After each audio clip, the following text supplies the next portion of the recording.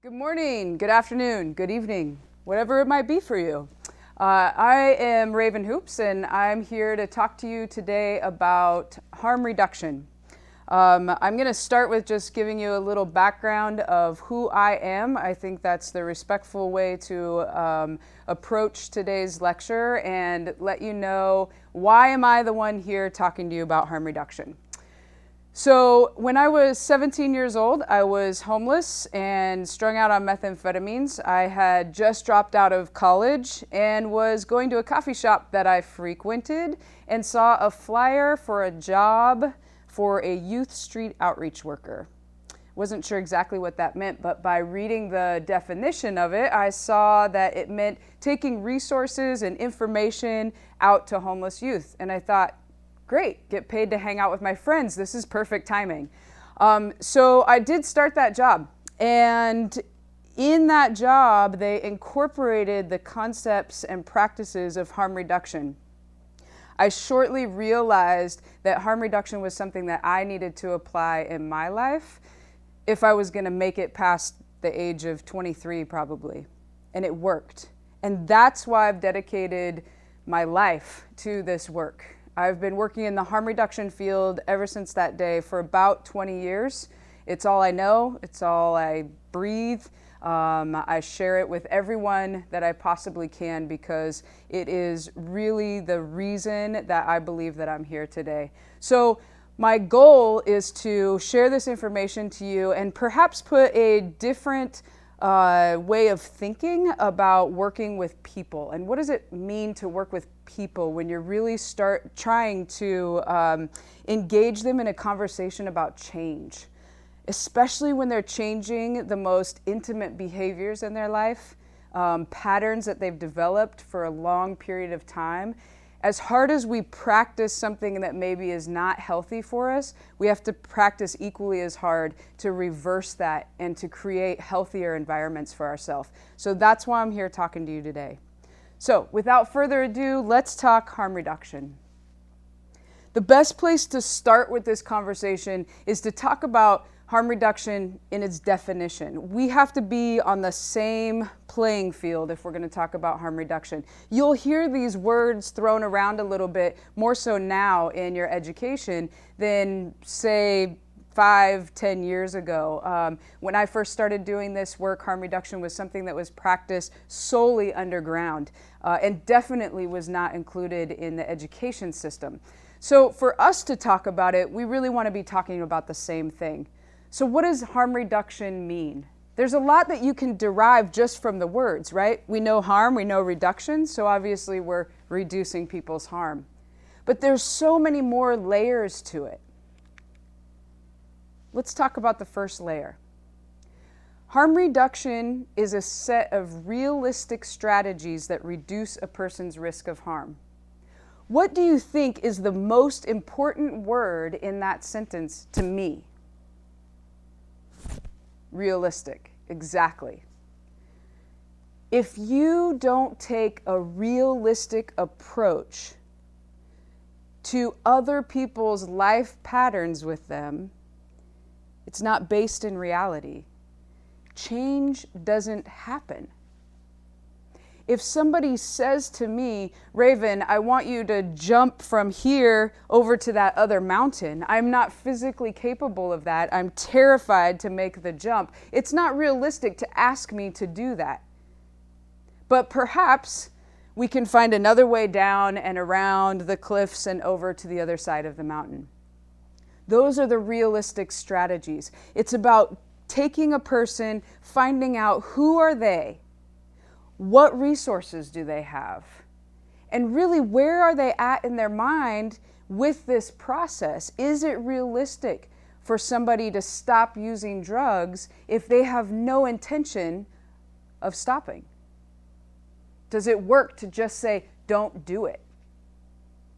You've got to stay realistic. This translates into any type of work that you're trying to do with somebody. If you are a medical provider, and you're working with somebody on their diabetes, and you want to talk to them about the changes they need to make in their diet, you can't display your little models of this is the appropriate portion of mashed potatoes and here's the portion of apples that you need to eat and don't forget your broccoli and only eat this much meat.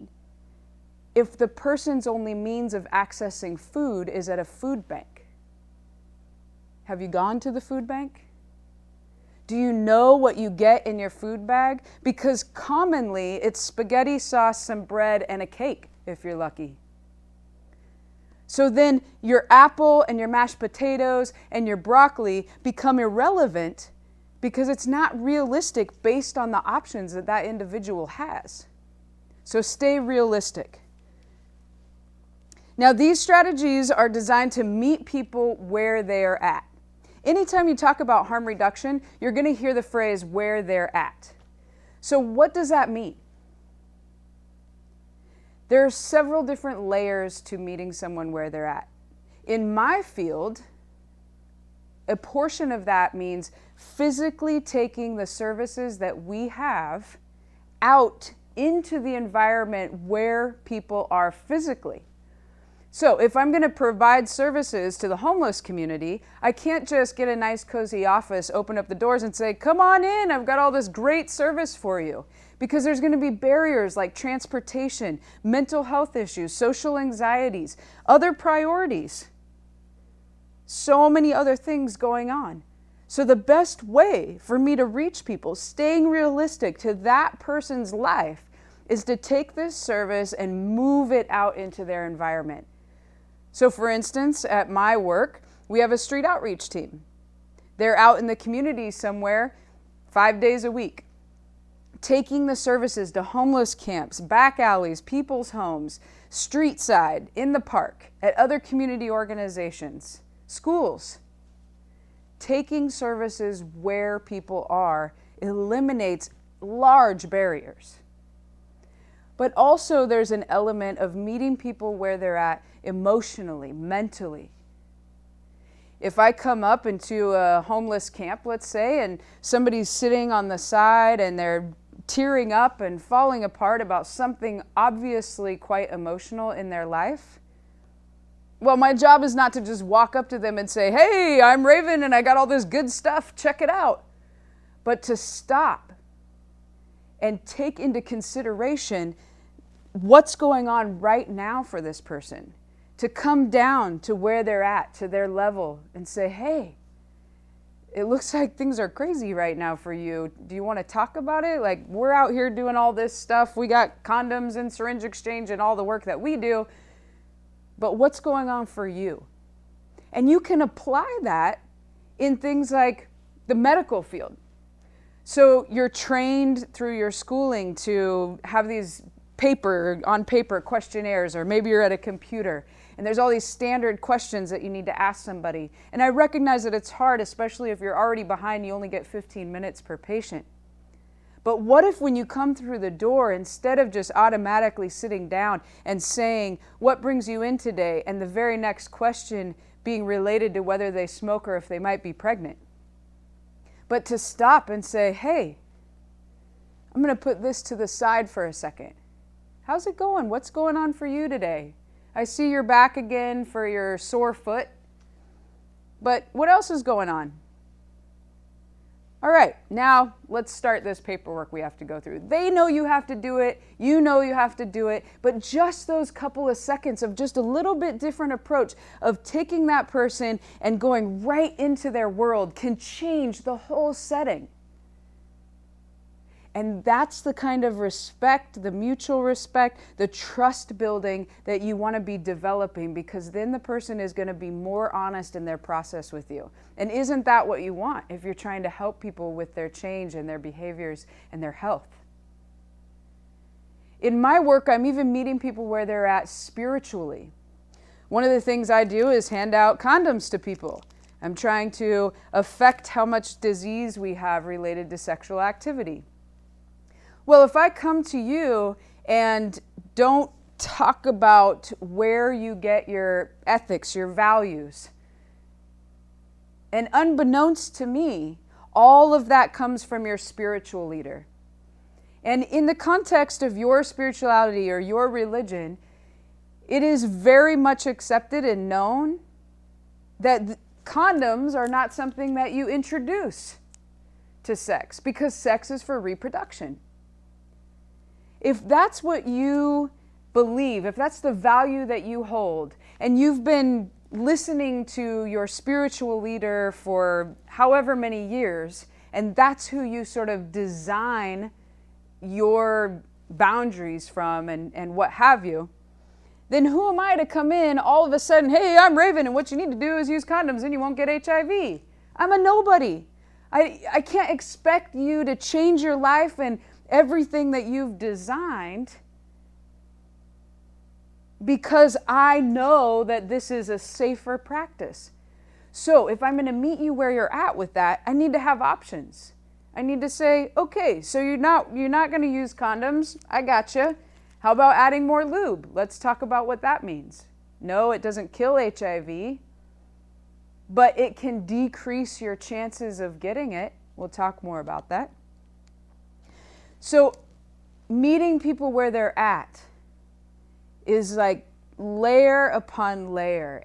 If I'm in an environment where things can get hostile, let's say, two people end up in an interaction that's maybe going to get violent, I need to adjust to that. No longer is it my job to stick around and talk about HIV testing and condoms, right? You've got to remember what the boundaries are. What's the job? What are you doing out there? What are you really trying to affect? If you're trying to affect change in people's personal lives, you've got to get involved in their personal life and recognize that it's not the same as yours. Mine is different than yours, which is different than hers and his, and so on. No single person in this room is the same, not even with the same story. And even where there's a crossover, we are not the same. What else? Harm reduction, and this is where things commonly get confused about harm reduction, or maybe left out. Harm reduction is really about working on this range of risk and harm, and the harms that come from those risks. And what it does is it recognizes that people exist on this continuum of risk-taking and the harms that are caused to them through their risk-taking. That continuum ranges anywhere from the most risky behavior that you can possibly be participating in, or maybe several risky behaviors, whatever that is, driving fast, smoking cigarettes, maybe you're robbing banks and doing drugs and you're homeless, and so on, all the way to the other end, which is talking about abstaining from those risks and everything in between. This is why harm reduction is so important, because it recognizes that we are on this large continuum. So if someone comes to me and they have all those risks that I just talked about, and they say to me, I'd like to quit smoking cigarettes. They're not saying they want to quit smoking crack, they want to quit robbing banks, they want to quit running around on the streets, whatever those things might be. They just want to quit smoking cigarettes. Then that's where I want to start with them. And I'm not going to expect them to jump over to that other mountain like I mentioned before. I'm going to say, here you go, here's the picture. The other mountain is all the way over here. How far can you go right now with wanting to quit cigarettes? Oh, I'm not ready to go anywhere. I just wanted to tell you. Okay, great. Guess what? That's success, and harm reduction is here to celebrate that, because it moves you one little step farther in the other direction on that continuum. And then isn't that something that we can build on? Let me give you another example. If there's a river running through here, imagine the river. Come with me on the river ride that goes through your classroom or wherever we are right now. There's a giant river, and to get to the other side is humanly impossible, at least for me. The other side of the river is really far, and I don't jump that far. Okay? Maybe some of you do. You look like you jumped that far. Not me. Okay. So since we know that I can jump a little farther than you, but you can jump a little farther than me, and so on and so forth, and that guy back there can jump over the whole river, congratulations, we need to start somewhere. We've got to cross the river. So I look around on the shore around me. I need something to throw in there to help me get across. And I find a rock, and I go, wow, this rock is great. This will work really well. And I throw it in the river. Turns out, the rock is either not big enough or too light, and it tumbles on down the river. Not helpful, right? I'm not going to be making it anywhere. So I look around again and find a bit larger rock. I turn to the river and I throw it in, but I can't throw it very far because it's a big rock, and I'm not, well, anyways. So I grab the rock and I throw it in the river just past my feet, and I go to step on it carefully, judging if it's going to stay as the river's rushing through here, right? Okay, everyone sees the river, right? So I get on the rock and I'm like, oh, this feels okay. It's not going anywhere, I think. Actually, I'm not sure. And I step back. The rock stays.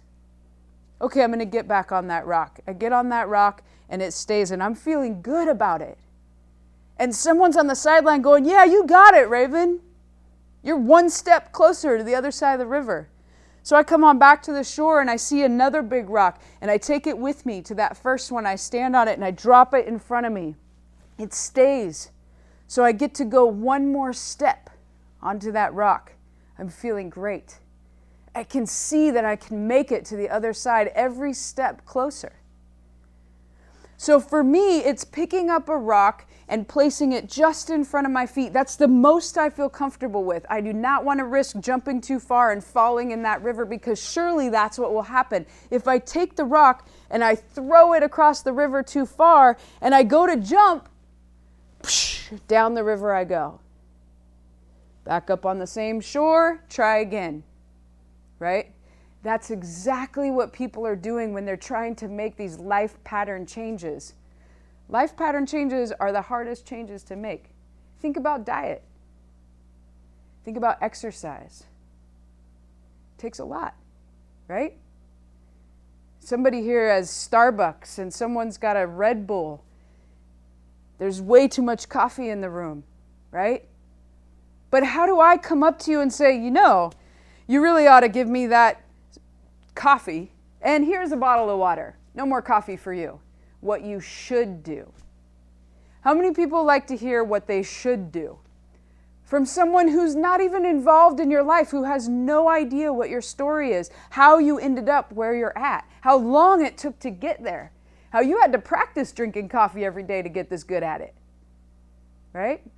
So then the reverse is true. It can be just as challenging to come back off of that. So you throw these rocks in the river and you celebrate. Isn't it easier to continue to the finish line if they're cheering for you on the side or from behind you? Rather than pouring all of this energy into, oh man, the rock didn't stay, I didn't make it. Forget about it. It's not where I smoked another cigarette. I wanted to quit smoking, and then I went for 7 days and I smoked a cigarette. You went for 7 days after smoking for 30 years, and you smoked one cigarette? We need to keep celebrating. You don't have a pack in your pocket yet. The rock is still in the river. You can still get back to there. So what I'm talking about is moving through these safer practices, and every time that a rock sticks in the river and you can get back to it, that's what we call a managed practice.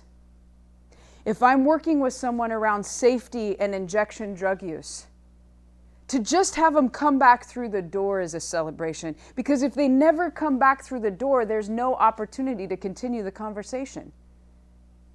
So what if by the 4th time they walk through my door, I've gotten them to use an alcohol wipe when they inject? Well, Raven, what good is an alcohol wipe? An alcohol wipe is something that's used before a person sticks a needle into their body, and it tremendously assists in people avoiding skin infections, which cause abscesses, which if untreated can cause people to lose their limbs. If someone comes in and uses an alcohol wipe just once, I'm going to celebrate that with them. If they come in a week later and they say, you know what, I use an alcohol wipe every time now, that's a managed practice. We can build on that. We can keep throwing rocks in the river from where we stand. And now, one of those major risks you had with your drug use, we've nearly eliminated. There's other reasons that you can get an infection. What's not to celebrate?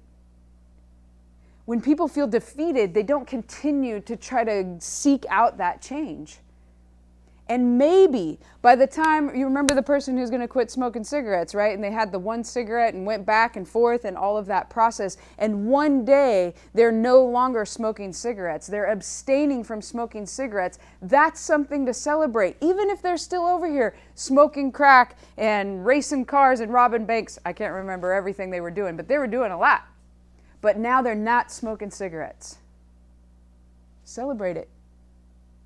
If we expect people to jump from one side of the river to the other with everything that is causing them potential harm, we are expecting too much out of most people.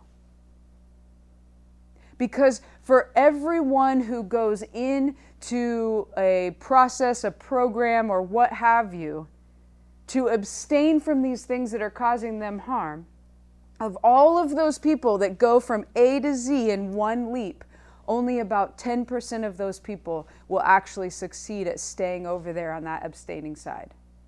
So for the other 90%, what exists to keep us alive and keep us healthy? Remember in the beginning I said, this is where I come from. This is what got me to here, where I'm not homeless and I'm not strung out on methamphetamines, because I was one of the 90% of people that floated back and forth on that continuum. And until somebody showed me the river and that there are several rocks, I wasn't able to jump all the way across. Let's keep talking about that. When I talk about harm reduction, I'm talking about 4 main goals, and you must have clients' participation in order to succeed at these goals. Client participation, or patient participation, or member participation, depending on what kind of job you're doing with folks. Active client participation. Remember, we're being realistic with people to their independent life and independent lifestyles, respecting that they're different than us. We've got to have a conversation. They've got to be talking to us. You can't just come in and tell me what I should do. So what are those goals? Well, here we go, right back to the literal term, harm reduction. We want to reduce harm to that person initially. But can we agree that reducing harm within an individual reduces harm within the community? How many people in this room are community health minded? If you think about health in a public and community way, every individual is important to that. We want an increased quality of life. Now, again, touching back on being realistic and listening to what people say, and this is where you've got to get their participation. Quality of life is not defined by anyone other than the individual. Your quality of life and my quality of life look very different. Or maybe they're the same in some ways. Perhaps you would like to live in a mansion on a hill with a white picket fence, and you want a dog and a cat and a son and a daughter and a Mercedes and maybe a Jeep too for those 4-wheel drive days. And you are just going to be so tickled if you get a little plot in a trailer park and have your very own trailer and a bird. A bird? A bird. Right? And for some people, they don't even want a house. Quality of life to them means leave me alone and let me camp out here under the stars. Perhaps the only time that they've lived within walls, it was a abusive, unhealthy, unhappy family that turned into being incarcerated for the majority of their life. They want to be outside. Quality of life is very different for each individual.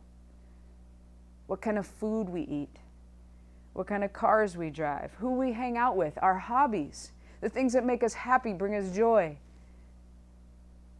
So if I'm going to increase quality of life for you, I need to know you. I need to define with your help what your quality of life looks like. What are the things that you want to change? Where are the places where you'd like to be healthier? Where are you trying to go? I'm just Raven. I'm not any different than you. I happen to have some tools and some information that I've gathered along the way that maybe you didn't know about that I want to share with you, but you've got to kind of give me those hints as to which parts of the information you need, or I'm talking for nothing. Reducing risk behaviors. Again, this goes back just to that sort of obvious harm reduction, right? So we're reducing harm that comes from risk behaviors, but we also want to bring those risk behaviors down. So going back again to that person who is doing everything that's risky, we're not being realistic to say stop doing all of that. So we're just going to start reducing those behaviors, right? Let's handle this one at a time. How much can you really put on your plate and succeed with? You know, my grandma told me something one time, several times. If you put it on your plate, you have to eat it. But if someone else made your plate, you're not expected to finish it. And I guess now I understand that even more than I did at the dinner table. If I come and fill your plate, you may not be able to swallow it. You have to look around the table and say, I want this. I need this. And then I'm there to help you figure out how to sort it all out on your plate. Which things are maybe safer than others to take a bite of. Not to tell you yes or no. Not to tell you what's best for you. I have no idea. Don't tell anyone, but I think I drove a little fast here. Maybe I didn't. And any desirable outcome. I mentioned this before. You'll hear me repeat things quite a bit because there's some things that are so essential to this most basic concept of harm reduction. Any desirable outcome. The smallest word in there is the most important word to me. Any. I'm not looking for a miracle. Remember I talked about the person just coming back in my door. It's so good to see you. Amazing that you made it back here. Carrying your bags, taking all those buses. You got 3 little kids back home. Whatever all of those barriers that they had to overcome in order to come back through the door, let's celebrate it. That's harm reduction. You don't drink enough water, but you drank some today because it happened to be hot out. Great, celebrate it. You did okay with it, maybe you can drink some more tomorrow regardless of the temperature. Maybe not, maybe only on hot days. Drinking water on hot days is better than not drinking water at all. So any desirable outcome becomes so special when it comes to harm reduction. This is what separates harm reduction from most practices of moving people through change. Not having those unrealistic expectations with people. So that's how you have the client participate with you in this process. What's your job? You do have a job. If you're out there practicing medicine, public health, nursing, childcare, dietitian, customer service, anything to do with people, what's your job? When we talk about harm reduction, your job is to stay client-centered. This is related back, of course, to active client participation, right? We're talking about really listening to people, finding out who are you, being realistic about what is within their reach. You've got to stay client-centered. If I walk into a room and 6 people look the same, act the same, but I bring them into a private setting individually to do an HIV test on them, let's say, and we're going to talk about some of the most intimate details of their life they never wanted to share with me. I cannot look at them and assume that just because they look and sound and act like the other people that were out in that other room, that their story is the same. I have to focus in on who are you, what are you saying, what are you feeling. Staying client-centered, not what's my agenda. Oh, here's all the things they tell me I have to tell you about HIV if I'm going to do a test on you. Well, what if it's not relevant to your life? I want to get to know you. It's not going to do any good to bring somebody into the doctor's office and talk about pregnancy if they had a hysterectomy. You got to find that out about them, right? Client-centered. Staying client-centered is not always easy. The phone might ring. Someone might interrupt, knock on the door. Your head is spinning about all the things that you need to do after this, after work, after school. You've got to quiet it all. Look at the person across from you. Imagine that this is your mom, your dad, your brother, your sister, your best friend, your lover, the person you care the most about, and you're sitting on the couch in your living room. Give them the attention that they need to move through these difficult changes in life. And offer choices. You remember that I brought up an example about meeting people where they're at spiritually, right? And we talked about, well, you're not going to use condoms, so what about lube? Let's talk about what lube does when you're talking about unprotected sex. It's a really important conversation. There are other options. My job as the provider is to display all of the options that I know about so that you can make realistic choices as to which things are tangible in your life. If you don't know that an option exists, are you going to choose it? You don't know it exists. So your job is to offer choices. So I used to be a smoker. Every time you go to the doctor, they want to know if you're smoking. How much are you smoking, right? With the intention that they're going to assist you in not smoking, apparently, right? So I come in the doctor, one of the first questions that's asked of me, are you still smoking? Well, I'm not anymore. But at the time, I would say, yeah. How much are you smoking? Well, I don't know, half a pack a day. I wasn't too bad at that time. Oh, well, here's a magnet. The magnet says 1-800-NO-BUTS or something of that sort. Do you know how many magnets I got? Magnets don't stop people from smoking. And have you called the number? This is not realistic approach to somebody quitting smoking.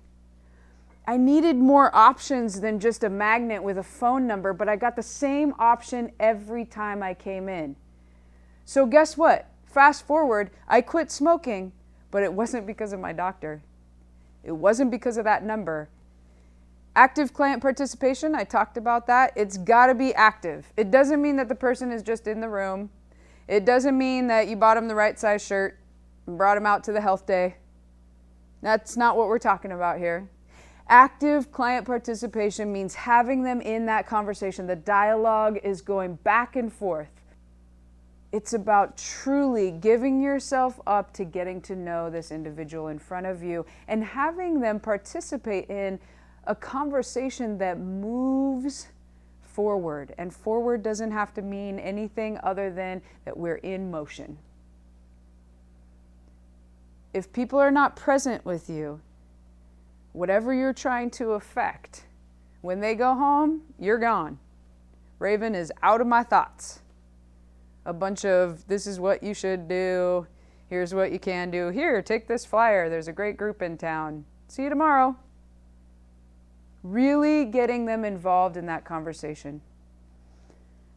Having a real purpose. This is a challenge if you look around in the service community, in our health community, in humanity, across the line, across the board, everywhere. Look, if you get involved in my kind of work, what is your real purpose? Why are you sitting here today? Why are you choosing to work with people? Why not puppies? Why not cars? For some of you, maybe it's because this is the career that someone was willing to pay for in school. In which case, I challenge you to find the real purpose for yourself before you go out and work with individuals' lives. But for the majority of people, you get into some sort of work with people because you care. You genuinely care. Because you want change. You genuinely want change for something more positive, more healthy. If that's your real purpose, you need to put that on every day that you go out to work. It's exhausting. The work we're doing is exhausting. There's no reason to deny that. The work that you'll be doing will be exhausting at times. So every day you have to purposefully put on your real purpose. Why am I here? Because that's what's going to help you stay client-centered, including the clients in your conversation. It's going to help you stay non-judgmental and open up to seeing each person differently. Empower, empower, empower. Remember I talked about standing on that ledge, on that rock, headed towards the finish line. If people are behind you, pressing you forward in front of them, it's exhilarating to have somebody on the side going, come on, Raven, you got this, you got this. All of a sudden, everything inside of my body wants to make it to the finish line. And without you there, I may be so exhausted because I've tried so many times that little voice inside my head is saying, forget about it, man. You're tired. You're never going to make it there. Oh, you just tripped and stumbled. There goes another few seconds off the race. That voice is going to come up for most people. But when someone is on the side saying, don't listen to it, you got this, I believe in you. Never mind that you tripped, it doesn't matter, you're still going. We can do anything, right? We can do anything when we have a team, when we have people believing in us, when things are no longer feeling like they're hopeless. There's always hope. But sometimes someone's got to get behind you. So that's your job.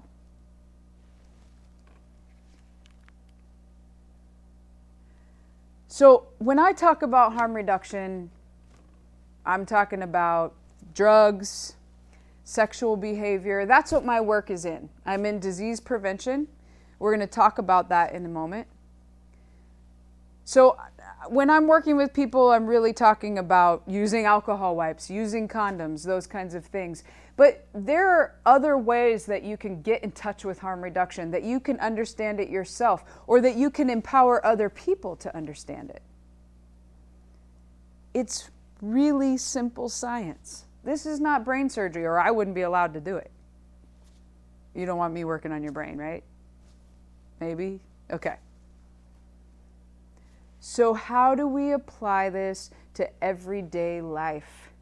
So mom and dad can understand. Great grandpa from, I don't know what year that was, great grandpa was around and kicking it, but great grandpa, trust and believe, at least my great grandpa, rest in peace, did not understand what's going on with the world today, right? So I start talking about sex and drugs and harm reduction, I'm sure I'd just have him spinning around like, whoa. So how do I get him then to understand what I mean when I'm talking about harm reduction? Well, it can be applied to literally every single day of every person's life. I challenge you to show me somebody in this room or otherwise that is not participating in some kind of risk. Again, your coffee cup, your energy drink. Who secretly smoked a cigarette before they came into their health class? A couple of you drove too fast to get here because you're notoriously late. We are taking risks as human beings. It's a natural part of what and who we are. So here you go. You start talking to somebody. You're like, man, I really want to get you to understand this harm reduction stuff. You know what a harm reduction step is? Thinking first. It's something to celebrate. If you think about a decision that you're about to make, there is a chance that you will make a healthier, more positive, happier, whatever it may be, decision than if you weren't to think about it. If you just jump into everything, your chances go up pretty quickly at things falling apart, falling through, somebody getting hurt. If I don't think first before I stand up and wave a sword around and people are standing within a foot from me, I'm going to cut someone's head off, right? If I think first and go, oh, I should step away from this. And yeah, this is dumbing it down, but it's so important to talk about it this way because then it translates directly into why an alcohol wipe is important for someone who injects drugs. Cleanliness. Wash your hands. Remember the big push we had for hand sanitizer? You come into any environment and there's a bottle of hand sanitizer everywhere. And then they're hanging on the wall and there's one in your pocket and one looped around your backpack and hand sanitizer for everybody, right? Because we're going to get rid of all the diseases and illnesses that you can get from our dirty little grubby hands. It's harm reduction. This doesn't change the fact that somebody didn't wash their hands or never does. They only use the hand sanitizer. It doesn't even change the fact that the person sitting next to you maybe never uses hand sanitizer, but now it's available for you. It's harm reduction. Know your options. We talked about options. If you don't know an option exists, you're not going to choose it. Make a plan. We don't always follow a plan when we make a plan, but a plan can help us when we get off course to chart us back in the direction we were trying to go. A map can become very valuable. Not sure we all know how to read a map anymore, but there's MapQuest, right? Okay, so make a plan. I want to get from point A to point B. How am I going to get there? What maybe are the obstacles that are going to present themselves? When you go to college, you make a plan. Don't you sit down with a counselor and literally make a plan? It doesn't mean that you stick with that, but it helps you design the next choice that you're about to make. One less. One less anything. Do we have a problem in this country with eating too much? Yes. We like sauce on everything, right? If any of you have ever traveled around the world, you will find very quickly that America is all about sauces.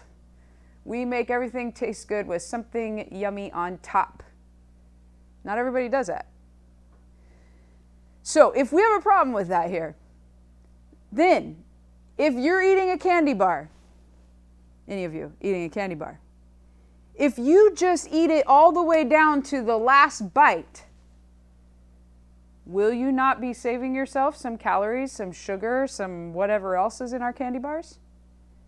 And if you can do that a few times in a row, that little safer practice becoming a managed practice, what if the next time you eat the candy bar, you save 2 bites?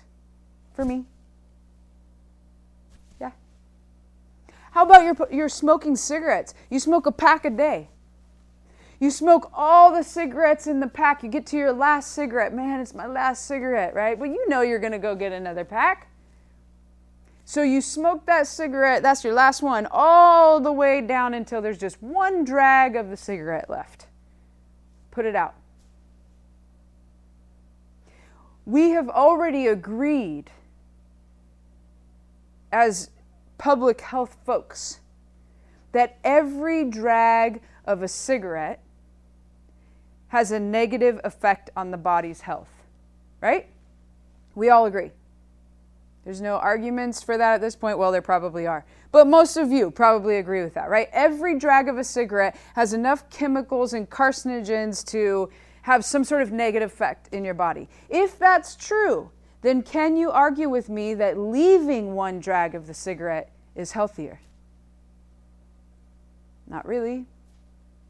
And if you can leave one drag, can you leave two? And if you can leave two, can you leave three? And if you can leave three, can you leave four? And pretty soon, you're leaving a whole cigarette in the pack. Once again, for me, no. I don't smoke anymore. One less. I one time had a sex worker come in to me for an HIV test. And when we do an HIV test, we too have forms we have to fill out. And there are 3 little boxes under how many sex partners have you had in the last year, the last 12 months. And she happened to be able to see my piece of paper. And she said to me, "You don't have enough boxes." I had 3 boxes. That would make the number over 999 sex partners in 12 months.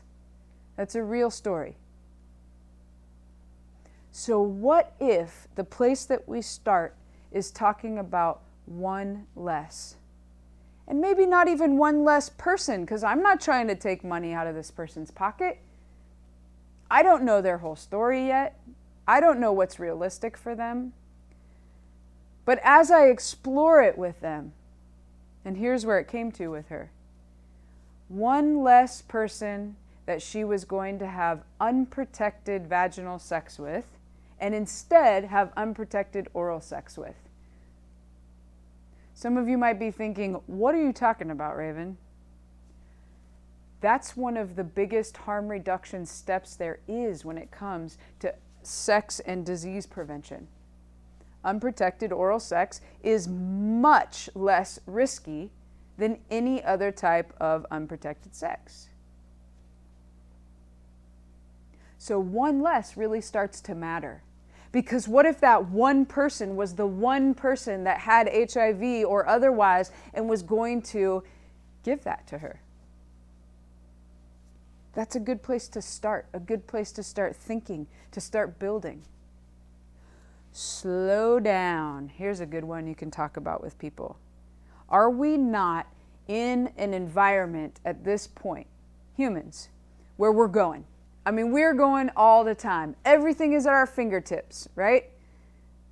I got a 1-year-old grandkid. She's already trying to figure out how to work a phone, right? I know. It's crazy. Anyways, if you slow down, things start to look different.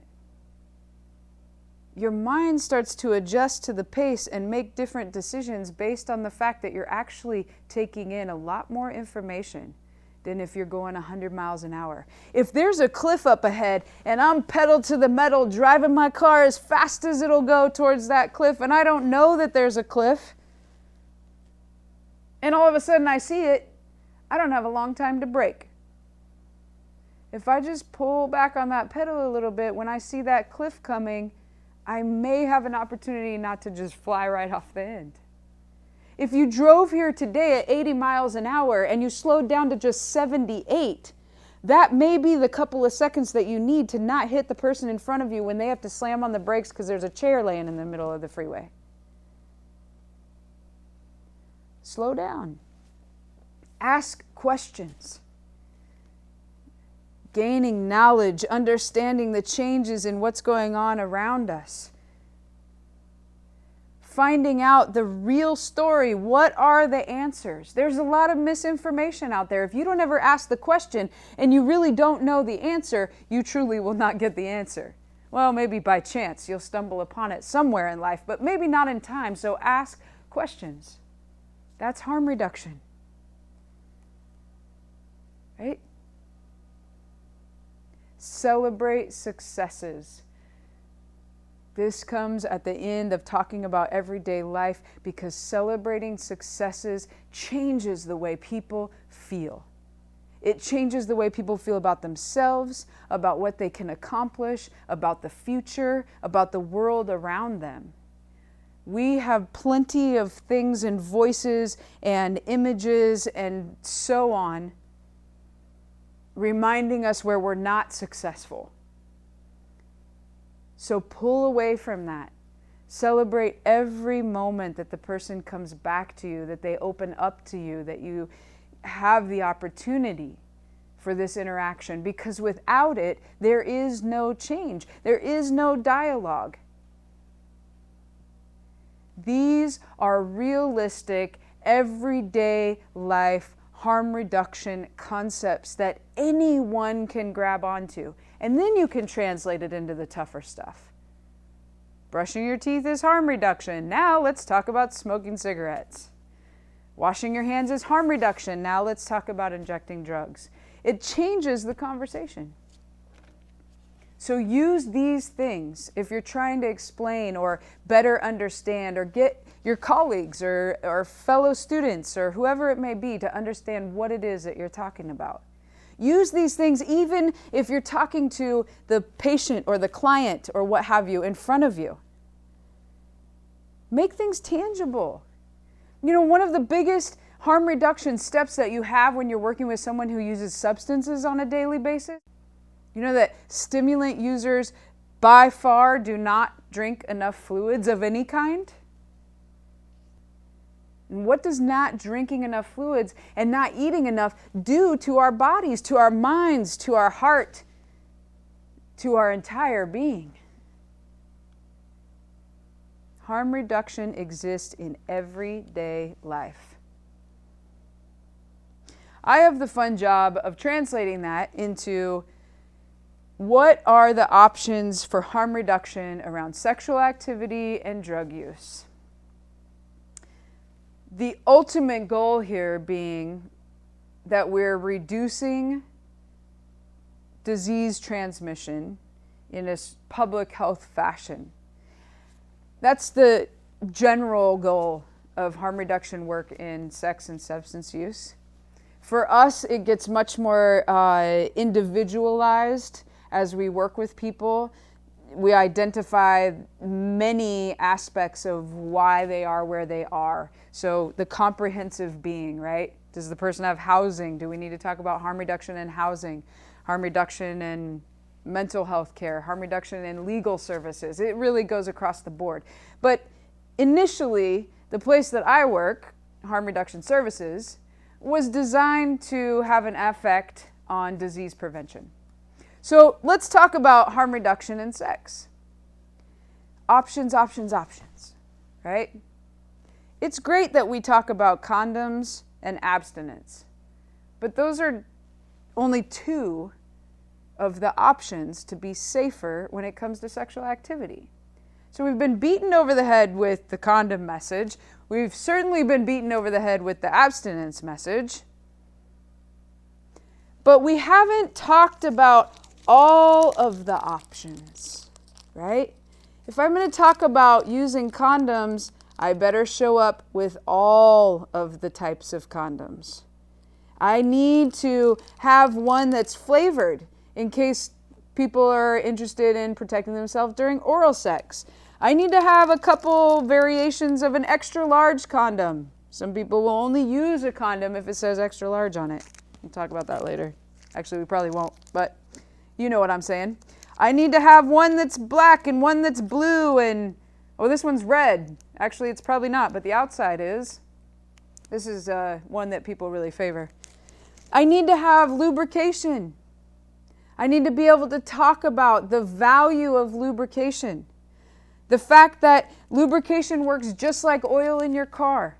We need to talk about that. We need to talk about the fact that friction, when two things rub together, whether it's the gears in your car or it's during sexual activity, that first there's a little bit of heat and then things start to turn red, and eventually, not the palm of my hands, but the inside of the rectum, let's say, eventually is going to have tiny little tears in it from that activity.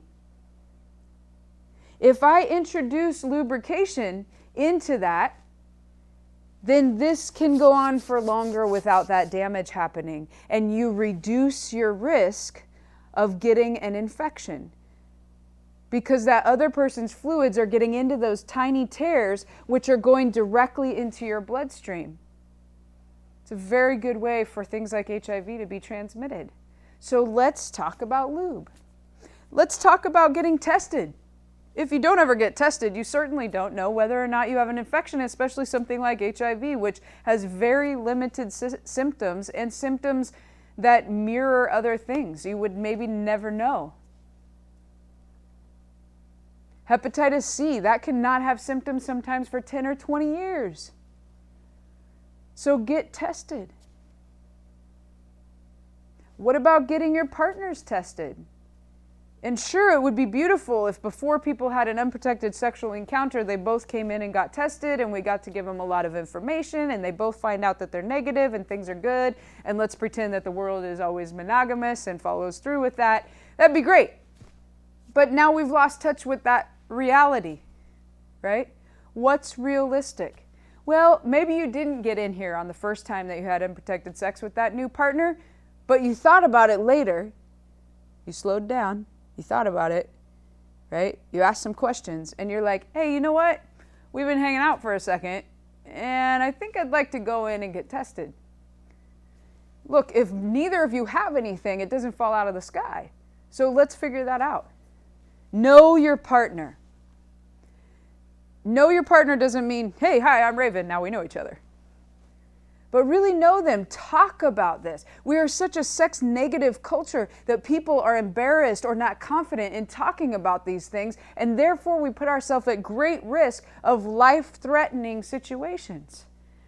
What if you find out from someone, yeah, you know, I had chlamydia a couple years ago, but I took the medicine, so I think I'm pretty good. Man, that changes. It changes the relationship. That respect level for each other just goes up. The openness about what we can talk about changes. Maybe now going into test together is an option. Maybe now I don't have to feel so shy or not confident about what I've gone through. Take the opportunity to open up with each other. We don't talk enough anymore. Reduce the number of partners. I told you the story about the person that had over 999 partners in 12 months. What if you had 998? Maybe those extra couple of people were the ones that you were going to get HIV from. So what about reducing the number? Now I realize that's not always realistic for people. You may be taking money and food out of those people's lives by telling them to reduce the number of partners they have. That's not your job. Live with it. We have to accept that everyone's life is different. Everyone's choices are different. We have to practice acceptance. Harm reduction practices that. So there are many options that we can explore when it comes to reducing your harm and sexual behavior. You've got to do the research. You've got to come up with what those options are as the provider. And be prepared to talk about them. Use the language. Listen to the person that you're serving. Use the language that they use. Make it realistic. If someone says butt sex and I say anal sex, I better change it to butt sex. I'm in their world. I'm talking to them. It's got to be relevant to them. I've said anal sex to people and they go, what's that mean? And that's the only sexual activity they participate in. But it's so medical sounding. Maybe not. Well, sometimes it is. So, know your options as the provider so that the people you serve can ask questions and they can know their options too. So what about drugs, Raven? How do you talk about drugs? Like, drugs just seem bad all around. I mean, harm all around there. Well, at what point do we talk about the fact that actually no, drugs are sometimes fun. Drugs actually feel good. That's what they're designed to do. I don't care if your drugs are considered the illegal type of drugs that you buy from the pharmacist standing on the corner in a black coat, or if you're talking about the drugs that you swallow in a pill form that you get from the guy behind the counter in a white lab coat. I don't care. All of those things that are drugs, are substances, are designed to alter the way that your brain is functioning so that you feel better. So stop lying about it. Stop saying drugs are bad, drugs are bad, drugs are bad. Yes, drugs have a negative effect on our bodies, our minds, our culture, our society. The list goes on. Absolutely. But you cannot walk into somebody's life and convince them that drugs don't feel good if indeed they feel good to that person. There are some great harms that come along with substance use. Some because of the substances themselves, some because of the equipment that you're using. So, we've got to talk about the options to be safer when using substances, and we've got to get comfortable with it, because that's how we're going to save lives. That's how we're going to change lives. That's how we're going to get to a better place within all of these epidemics. And any of these steps count. Any one of these options can reduce somebody's harm. So they need to be celebrated. Most of the time, just quitting. You all have heard just quit. Why won't they just quit? I love them so much. Why won't they just quit? Because have you ever just tried to just quit? We talked about life patterns and how difficult those are to change. Just quitting, most of the time, is not an option. Not a realistic option. Not for 90% of the people that try. So how do we survive it? How do we stay healthy enough that one day, if I'm ready, right? This is my choice. This is realistic for me. I'm ready. This is the day that I am, one, alive to even do that. And two, that I have my health about me so that I can make those changes and keep on going. So let's talk about some of those. I'm sure some of you have some ideas about what those things might be. You maybe have even used some of them yourself in your own life, or you're watching someone in your life who's dealing with substance use on a daily basis, and you're wondering, what can I do for them? Talk about this stuff. Remind them that you love them, create good boundaries, and talk about this stuff. Don't be afraid, because these are the rocks in the river. This is why I made it to the other side. And not everyone will, and that's okay. Help them survive it. Reduce how often you're using your drug, how often you fix. Fix is what we use, right? When we're talking about people putting the needle in their arm or smoking or snorting the drug, whatever the case may be. If you're fixing, if you're sticking this needle in your arm 10 times a day, that would be a lot. The average injection drug user injects about 4 times a day. We'll talk more about that. What if you inject 9 instead of 10 times? Who in this room is going to argue that that is not a safer step? It's a little bit less drug. It's one less poke. A needle in the vein causes damage. Reduce your dose. If you usually fill the syringe up to the top, how about you fill it just a little bit below that? How about you water down your hit a little bit? If you smoke every hour, what if you smoke every 2 hours? Or hour and a half? Hour and 10 minutes? You're reducing your risk of harm. Practice good vein care and change your veins. This is something you can talk about with people who inject drugs. There are several veins that people inject into on their arms, in their legs, in their feet, on their neck, all over their body. And there are some that are safer than others. Learn what those are. Come and talk to me later. Call me up, write me, visit my friends at Harm Reduction Services. Find out this information, because you could be helping someone in a way that maybe traditionally the settings you're going into wouldn't have even thought to go there. But you'll make more change if you use these tools than if you only use the traditional tools. Just quit. Here's your magnet. Fix with a friend. We're going to talk a lot more about this in a moment, but overdose is the leading cause of accidental death in the U.S. right now. Has been for a couple of years. It's not going away right now. More people are dying from opiate overdoses in the United States than in motor vehicle accidents. It's a lot of people. If you fix with a friend, if you do your drugs with someone else around, and you fall out and stop breathing, your chances of living exist. No matter how marginal, no matter how large, they exist. Because if you use alone and you hit the ground and you're not breathing, guess what? You can't save yourself. So what about just talking to somebody about having someone around? If it's safe, telling someone else in the household that this is going on for them. If we could make the environment safer for people, we wouldn't have as many people dying.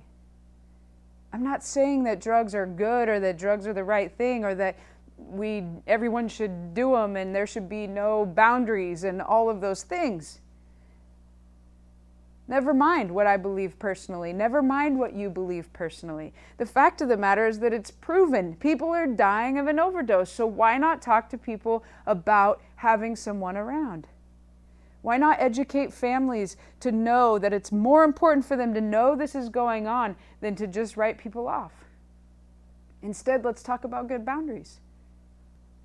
Clean your drugs. Drugs are dirty. They got some other stuff in them that gets them dirty. Actually, the drug itself is quite pure and clean and doesn't have a lot of the agents that cause things like infections and stuff. It's everything that gets mixed with it. That's what I mean when I'm talking about dirty, is that it's muddied up with other things that can cause infections. And so with some drugs, you can actually filter and clean them. I'm gonna show you the process here in just a moment of how people inject so that you can see all the opportunities where infection can come in. And so with some of them, you can actually filter your shot, what you're pulling up through your syringe. Eat good and drink water. We talked about that. Super important messages and options and something for people who are using substances daily to be reminded of. I got a guy that comes in, nothing really changes about his stimulant use. He's been coming to me for years. But you know, the other day he came to me and he said, I've been drinking more water, Raven.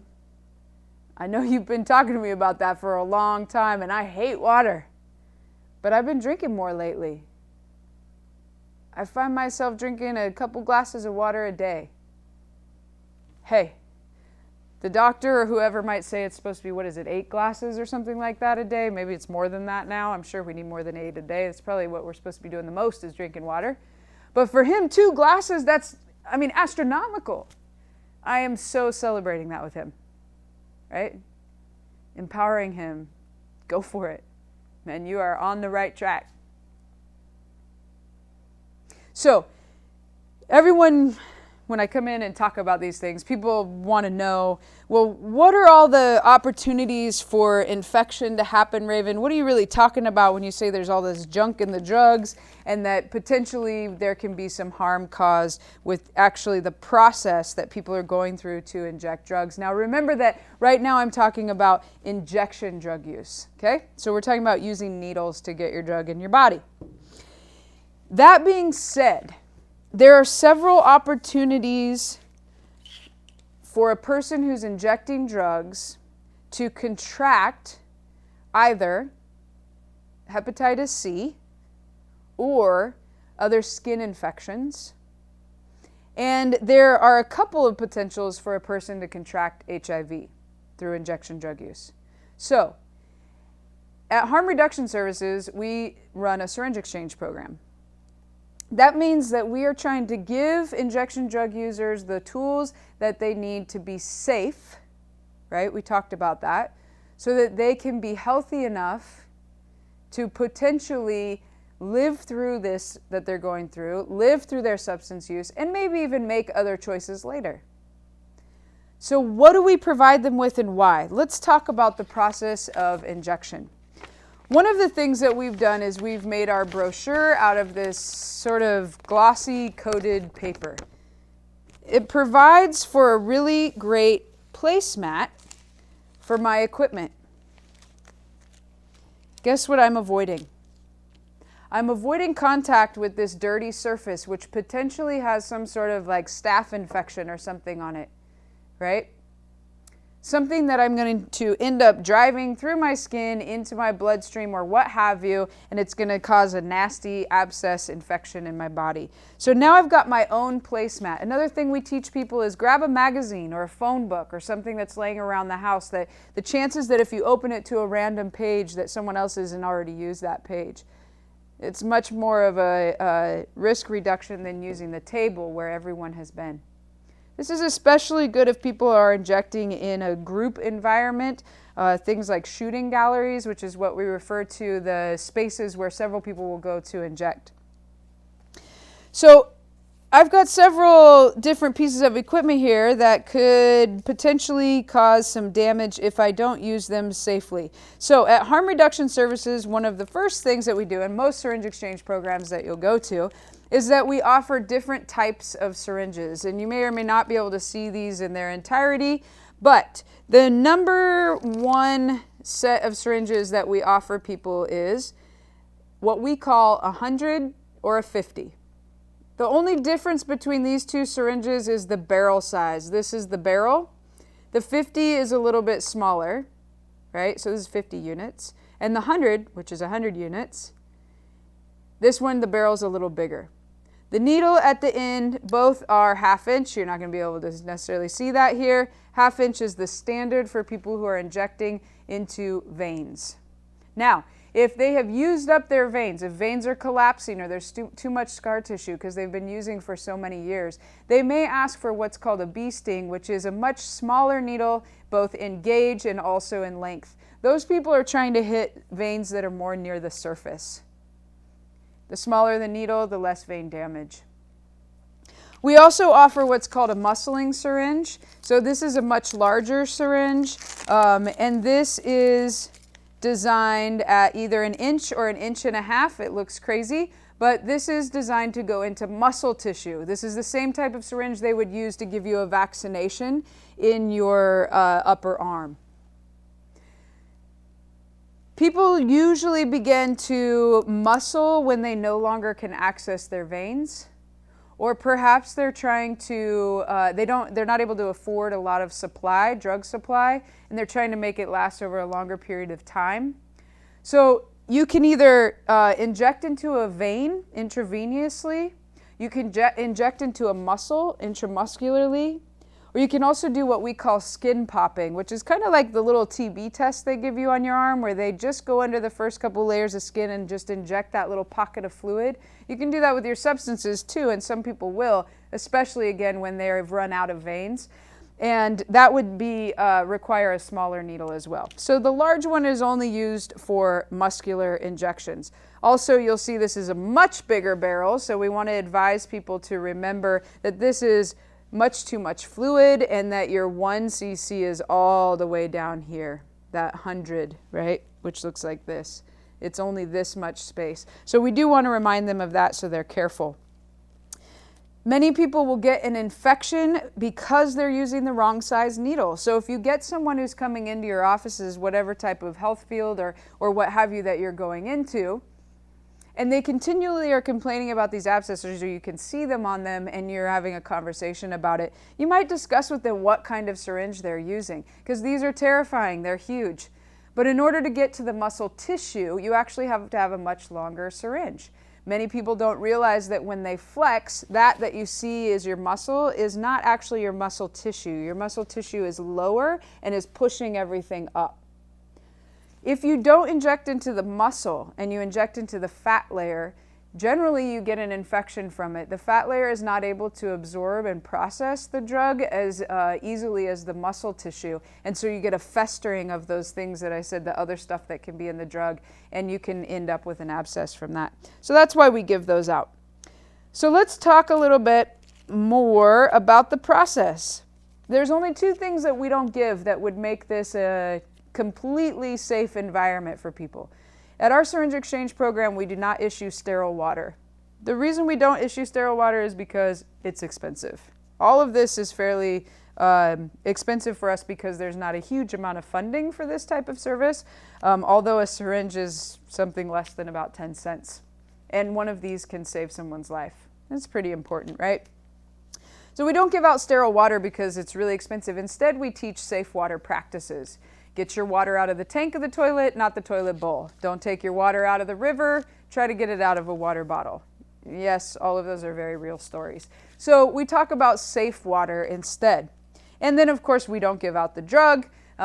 If we did, we would make sure that it was only the drug and didn't have all that other stuff in it, right? But we don't do that. So those are the two things someone has to come up with on their own in order to be safe with their injection. Everything else we're going to give them, okay? So placemat is very important when it comes to avoiding infections that may be on the surface. An alcohol wipe is also important because wherever you're going to inject, you want to use an alcohol wipe. Let it dry out. That's what alcohol does, or that's how it works to kill the bacteria that's always living on your skin. That way, when the person drives the needle into their body, they're not just pushing that bacteria that lives on their skin down into their bloodstream or otherwise. There's your first lesson in being safer with your injection.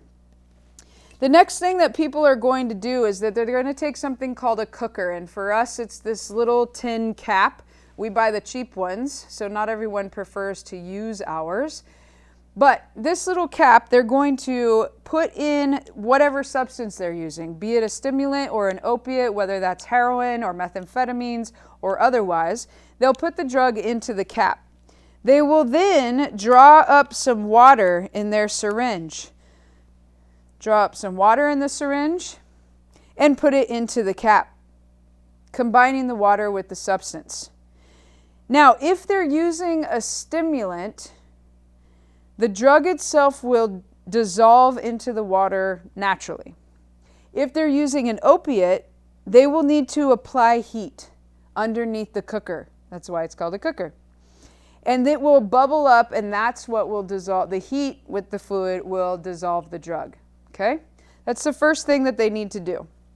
The next thing, so if you watch me, I've got too many things in my hand. So I set my needle down, right? I've already gotten water in it. I just saw the tip touch the surface. So how important is it that I have my own surface? I set my cooker down and I take this bag of cottons. This is several cottons. Okay, these are little dental cottons. Some people don't like them because they're so tiny. Folks will sometimes use a cigarette filter or a cotton swab or something of that sort. So this tiny little filter or cotton, I will drop it into that dissolving drug. Okay? And then I pick up my syringe and I'm going to be drawing the drug, the substance, what have you, up through that cotton. This is that filtering process I talked to you about. Okay? So I'm just laying my needle tip gently on/into the cotton and drawing up through it. This is a dry cotton, so you can see it's stuck to my needle. But that's how I'm getting the substance into my needle. So imagine that now I have the drug in here. The next thing I'm going to do is find which vein I'm going to use. Perhaps I will tie off. So this is a tourniquet. We hand these out as well. Some people don't prefer them. They're too difficult for some people. Some people don't like them because they can snap. So they'll use a belt, a rope, or something of that sort. Okay? So I'm going to tie off wherever it is that I'm going to inject. Let's say in this case, my arm. And then I'm going to find my vein, insert the needle, and inject the drug. Okay? For some people, they're going to release this tie just before they inject. For some people, they're going to leave the tie on after they inject, release it. That's also something that's a bit more dangerous because you're stopping or slowing the blood flow, and so the drug will collect. And then when you release it, the reason people will do that is that it'll shoot it up in your bloodstream much quicker in a higher density, and then you'll get a quicker rush off of it. But we suggest to people in a harm reduction measure to release that tourniquet just before you're going to inject, after you've made it into the vein. When people inject, they generally are going to, the drug is in here. When they find a vein, they're going to pull back on that plunger. This is the plunger. They're going to pull back on that just a little bit and get what's called a register. This is where a little bit of blood will flow up into the needle. That allows them to see that they're actually in a vein. And then they'll go ahead and push the drug in. And we also suggest for people, push about half of it in, draw back again, make sure you're still in the vein, and then complete the process. This helps with people, if you're using substances daily, you may be in a situation where you're physically ill, physically sick because you haven't had the drug in a certain period of time, and you may be shaky or frustrated or sweating or having trouble with the process. So this drawing back halfway through your hit allows you to make sure you're still in the vein so you're not injecting into somewhere else in the body, because you can blow through the veins. So now imagine in that process, if you're sitting with me and we're injecting drugs together, let's say I'm the one with the money and the drugs, and you don't have any. You may ask me, hey Raven, can I draw up through your little cotton when you're done?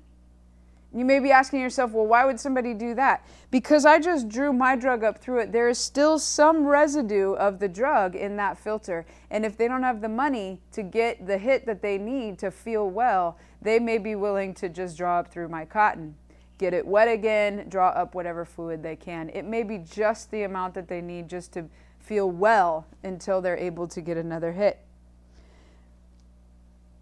If I've used this needle before, and today is the second time that I've stuck it into this, even if it's a new cotton, new cooker, but it's the same needle that I used yesterday. Then when I stick it into the cotton today, I am potentially contaminating that cotton with maybe hepatitis C. Let's say I have hepatitis C. Hepatitis C lives in the blood. There's blood in my needle, right? Because I stuck it in my vein yesterday, and I've been drawing blood up to get that register. So when I stick it in that cotton, there's potential that I'm putting hepatitis C in there. So when you come over and you draw up out of my cotton, there's a potential for you getting hepatitis C. We don't even have to share the needle.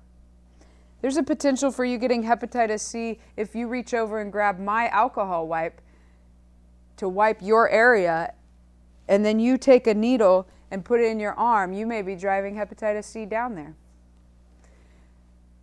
I'm sure there's some questions in the room when I'm talking about these things that go even farther and deeper, and like, what do you mean you can get hepatitis C from an alcohol wipe, Raven? And many of those questions are going to be going around, and I want to be able to answer them. So please look us up at Harm Reduction Services and ask all of those questions, because they're really valuable and you really could be helping someone out. So you can see in this process that there are several opportunities for someone to become infected with either a communicable disease. If we share the syringe and I have HIV, you could be pushing HIV right into your blood system, right? Skin infections, we're trying to avoid skin infections. And all of these things allow a person to be healthier and safer again so that they can survive the current situation and practices that they're involved in. Syringe exchange, just the syringe itself, single-handedly can control the HIV epidemic amongst injection drug users. This is the only thing that transmits the HIV from one person to another. So even just providing this is making a big difference. In Sacramento County, in the mid-90s, we had a 7% positivity rate of HIV amongst our injection drug users. And since syringe exchange has been available, that number is down to less than 1%. That's harm reduction. Never mind what you think about substance use. It happens. So we've got to bring those numbers down. Really quickly, one other thing that we provide to people is folks who are smoking crack. They will use a crack pipe, which is made of glass and commonly has broken edges to it. So one thing that we give out is this little thing that looks like a spark plug puller, because really I think it serves as both. But this becomes a person's individual mouthpiece that they can put on the end of the crack pipe and take it off when it's not their turn to hit the pipe. This avoids the transmission of hepatitis C through cracked and chapped lips, which commonly have blood, and also, therefore, there's blood on the end of that pipe. So this is just another little harm reduction thing that we try to give to people who are experiencing crack use. The list goes on. There's so much for me to share with you. So again, please hit us up if you've got more questions about that. But the take-home message is to pull all of your personal judgments and beliefs out of the picture, because you're coming to work or to your community or to your family with real purpose. It's about them. It's about helping them.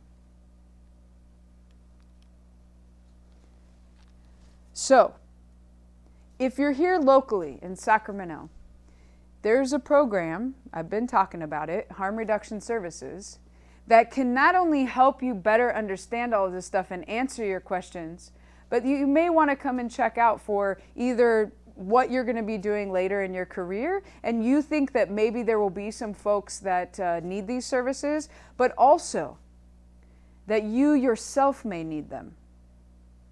Just because you're here doesn't mean you're not part of the populations I've been talking about.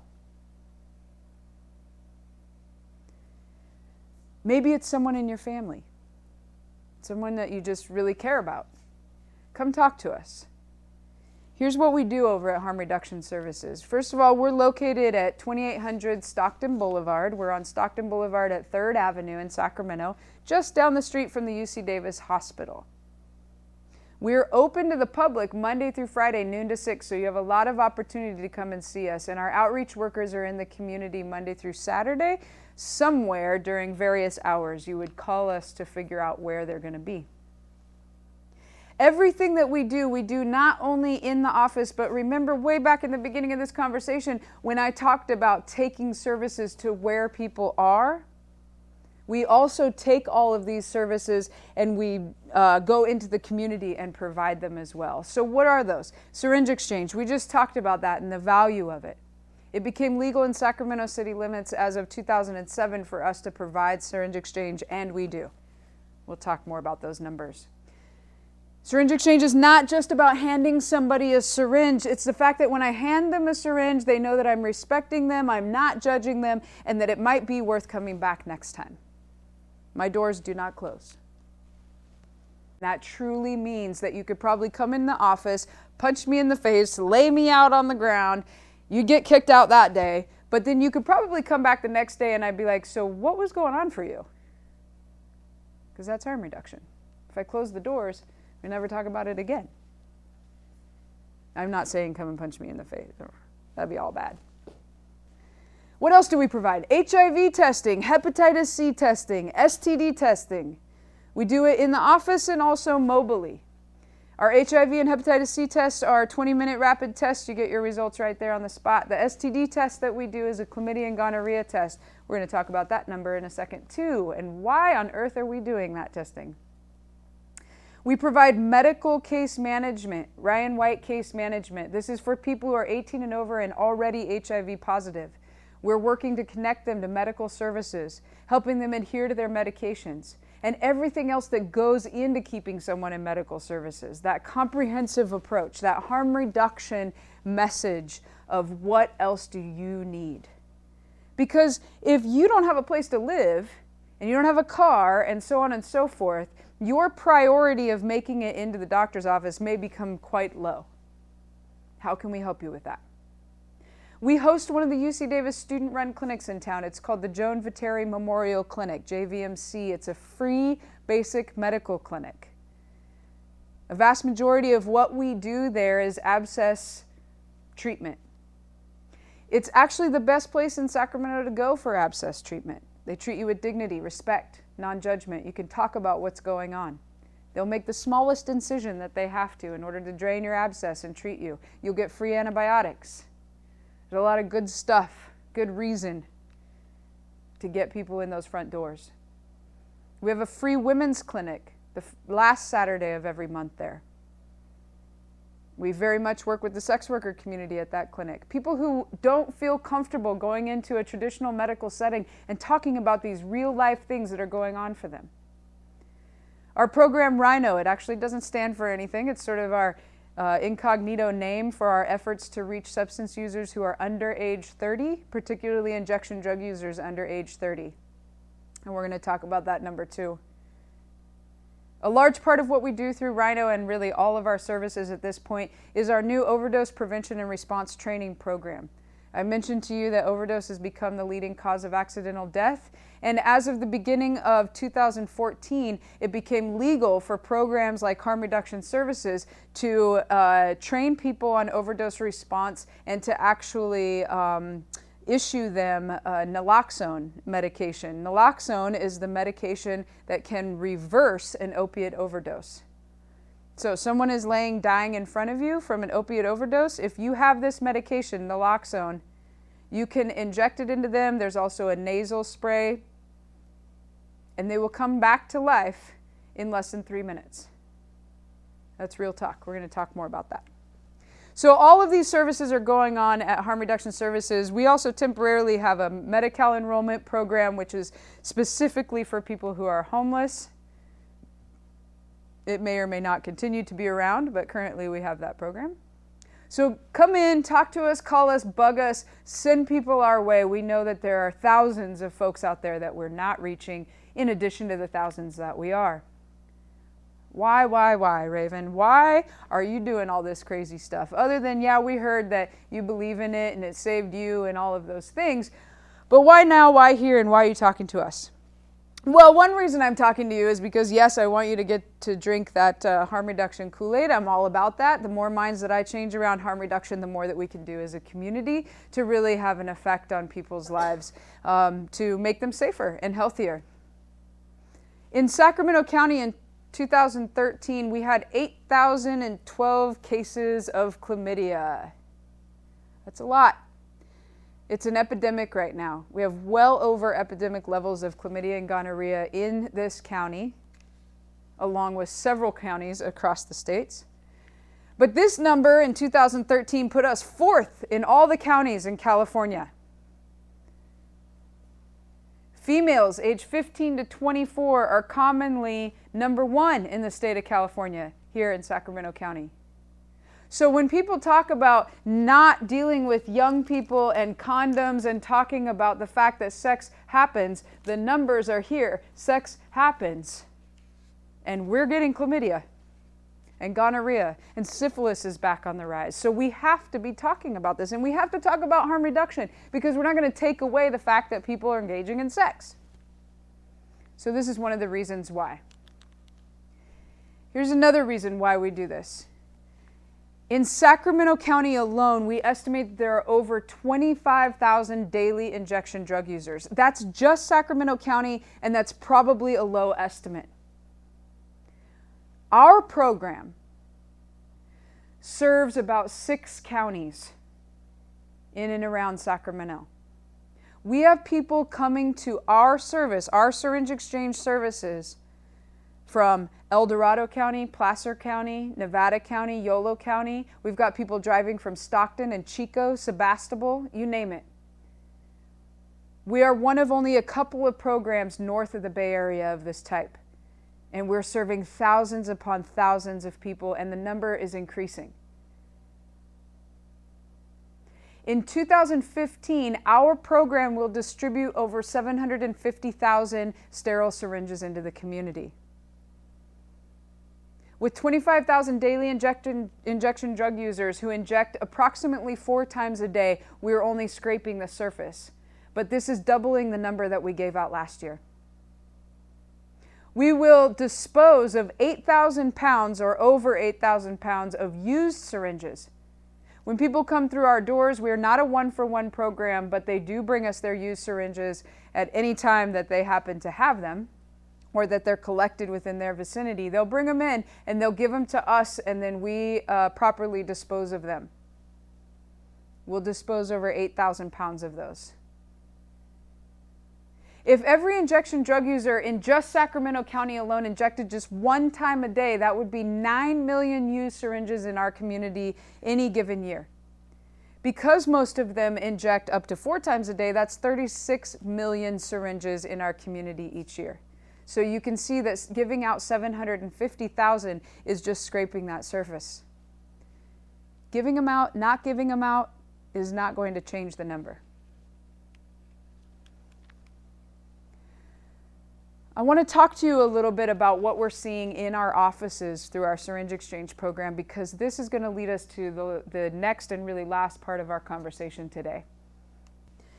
The gender one is sort of irrelevant when it comes to syringe exchange. We traditionally see a little bit higher numbers in males, but other than that, it's fairly even. The tiny sliver that you see is the transgender community, which we recently started providing hormone injection syringes, and so that number has gone up a bit, but it's still quite a small number because most people will either identify as male or female regardless. So gender is a bit irrelevant as far as what are we learning from it in syringe exchange. If you look at this diagram over here, this yellow, orange, red one, what you see is a pretty even distribution of age.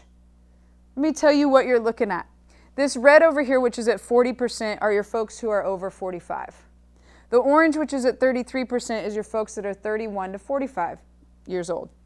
This 27%, the yellow, these are your folks that are under 30. You can see that this pie right here is getting real even. About 5 years ago, I can tell you that the yellow, the under 30, was much smaller, and the majority of the pie was sharing your 31 to 45 and your over 45 folks. In just the last 5 years, we've almost evened it out with people under 30. There's more to that story. Ethnicity. What's the ethnicity of people who are coming into your office? Is it relevant? What's relevant about it? See this big red part here? 69% of the folks coming into our office for syringe exchange are Caucasian. That's what the red is. Orange and yellow, the next most significant numbers are Hispanic and African American. I'm not good with data and I don't do numbers much, but this picture tells me a lot. In the last 5 years, this red has begun to take over. So we've got an increase in people under 30, and they're predominantly Caucasian. What are they using? The red, again, 63%, opiates. Stimulants, 29%. 5 years ago, stimulants, opiates, almost would have shared just about halfway down this pie. We're seeing an increase, have been seeing an increase in young people, Caucasian, middle to upper class, suburban and rural young people coming to us for syringe exchange, injecting what is now heroin for them. But opiates is not just heroin. Opiates is pills too. Pharmaceutical opiates. We'll talk more about that in a second. This is why syringe exchange is so important to health right here. Syringe exchange directly affects the risk for hepatitis C, HIV, hepatitis B, overdose, skin infections like staph or MRSA, and endocarditis. There's no more argument. Remember, never mind your judgments. How do we keep people alive, and how do we help people be healthy enough to make healthier choices? The final straw. The thing I want to drive home with you outside of just harm reduction. One of the most important conversations, and probably will be for a while, so this is going to be relevant for a bit. Overdose has surpassed motor vehicle accidents in the leading cause of death. And do you remember that when, maybe you all won't remember, but when motor vehicle accidents became the leading cause of death, and has been for a long time, we poured billions of dollars into safer cars, safer roads, seatbelts, car seats, bike helmets, motorcycles, motorcycle laws. You got to wear your helmet. I remember being a kid, don't date me here, but I remember being a kid and being allowed to stand up in the back of the truck while driving through town. You don't see that anymore. And I certainly grew up with my dad not wearing a helmet on his bike. So, billions of dollars were poured into vehicles. People are dying of overdose. What are we going to do? Well, HRS developed its overdose prevention and response training program, as I mentioned to you. This is free to anyone, and I don't care where people come from to get it. Just get in touch with HRS and we'll get you the training. We provide training in preventing overdoses, so hopefully someone doesn't even have to deal with it. We provide people with the tools to recognize an overdose. So when people are using opiates, they may be looking sleepy, nodding off. You may think that they're not conscious, but they are. That's not the time to administer naloxone. So we teach people how to actually recognize that it is a true overdose, and then how to respond to the overdose. And what we do is we teach people about how to deal with 911. The Good Samaritan law now protects people in calling 911. You cannot get in trouble for personal use substance paraphernalia that's out and about. You can't get in trouble for calling the paramedics or for being the one who's in an overdose. We teach people rescue breathing. Rescue breathing keeps somebody's brain alive while they're not breathing for themselves. Very important, especially if you're going to wake them up. We teach people how to administer naloxone, that medication that literally brings people back to life, and then how to deal with them in their recovery from waking up. There's a lot more to be learned in that, so please, again, hit us up, ask your questions, come see us, and let's get you the training, or the people that you know and love the training who may be at risk of an opiate overdose, which really can be anyone who is consuming opiates. For these kids, it's too late. They've all died of an opiate overdose. These are people from across the U.S. If you were able to get closer to this, you would see the birth dates next to each face, and predominantly they're under 30. The girl standing in the middle at the bottom, this is Sammy, and Sammy is from Davis, and her mom put together this poster, and Sammy died 2 years ago of an opiate overdose, just a couple days out of a sobriety program. This poster represents how many people will die in the next 72 hours of an opiate overdose in the United States. It's approximately 113 people every day. In Sacramento County, we estimate that 150 people will die this year of an opiate overdose. And that's just in Sacramento County. So when you're wondering if it's going to be you or your friend or your child or somebody that you love, don't look around for the people that don't look like you. In this classroom and everywhere that I have this conversation, I can't tell if you're one of the people that's going to end up on this poster or not. Because these are the faces of overdose. And remember that I said to send anybody to me for this training. Anybody in your life that you think might be at risk, these are all the drugs they might be taking that put them at risk. I'm not just talking about heroin. I'm not just talking about those people. It doesn't just happen in the ghetto. The reason that we're seeing the increase in people under 30, Caucasian, from middle to upper class, rural and suburban communities is because of this right here. Don't ask me why we need this many medications that do the same thing. But what I know is that in the year 2010, in just 1 year's time, in the United States, we prescribed enough of these medications to keep every adult American medicated around the clock for 1 month. In 1 year, we prescribed that much medication. When you do that, you get an entire generation that is affected by opiate addiction. And when the pills become too expensive, they have to turn to heroin.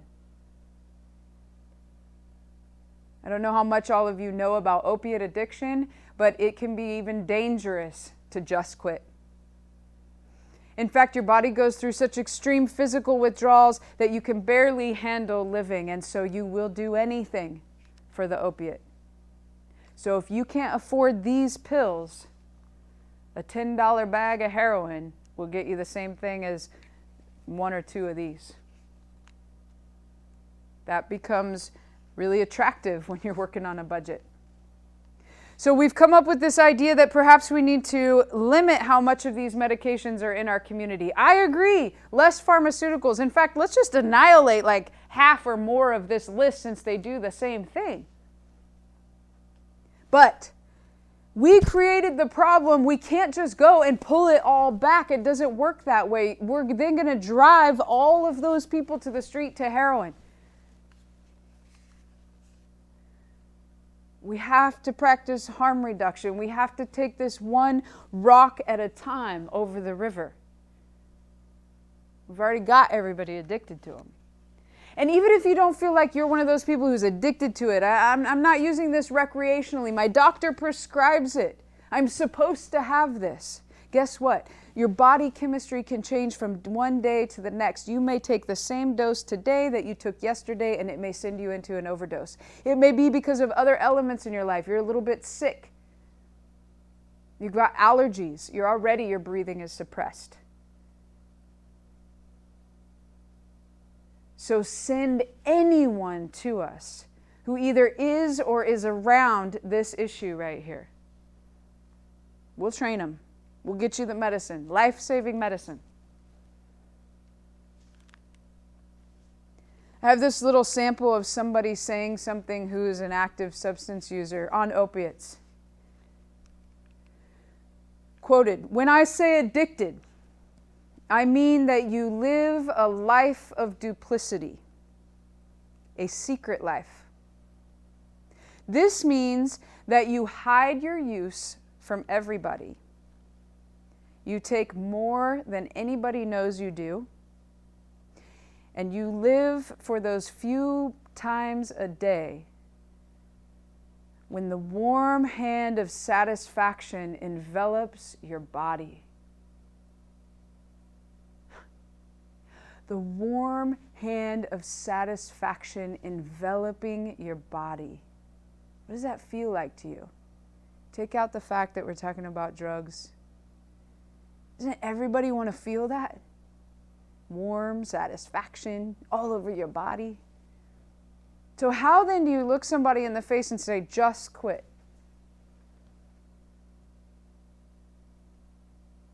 It is so true that those of us who are using substances, whether you consider it recreation, not recreation, I don't care, or who you get your drugs from, I don't care. Drugs, substances, all the same for me.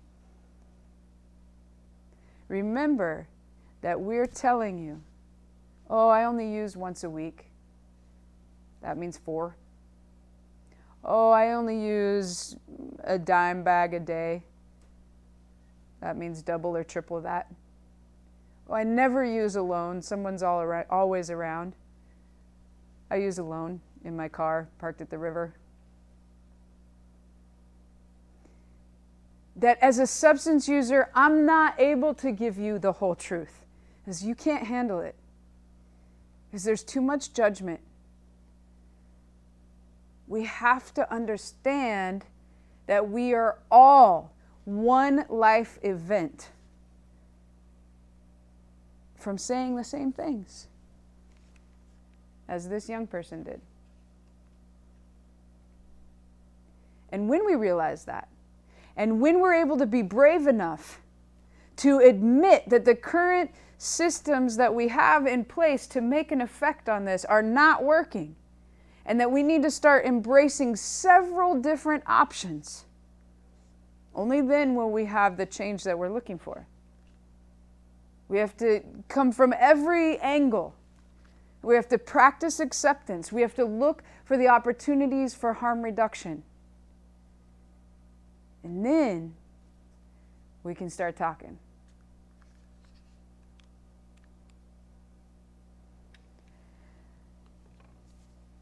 So that concludes harm reduction in a nutshell. Appreciate everybody listening today. I really invite you to get in touch with us, ask questions, make comments, come see us, connect us to the people that you know, that you think need us. We want to share this with anybody and everybody. So please look us up online. We're at harmreductionservices.org. I think we're on Facebook. I don't do that, so I'm not real familiar with it, but we're on there. Our offices, again, are on Stockton Boulevard at 3rd Avenue. You're welcome to email me at hrsraven@gmail.com. Give us a call, 916-456-4849. Ask your instructors here if they have more information about us or what we do, and really cross that line of whatever it is that you fear, whether it's personally someone you care about or the field you're going into, and explore this option because, like I said, this is what got me here, and I'm a firm believer that it's affecting thousands of lives. So please join me in harm reduction, and thank you so much.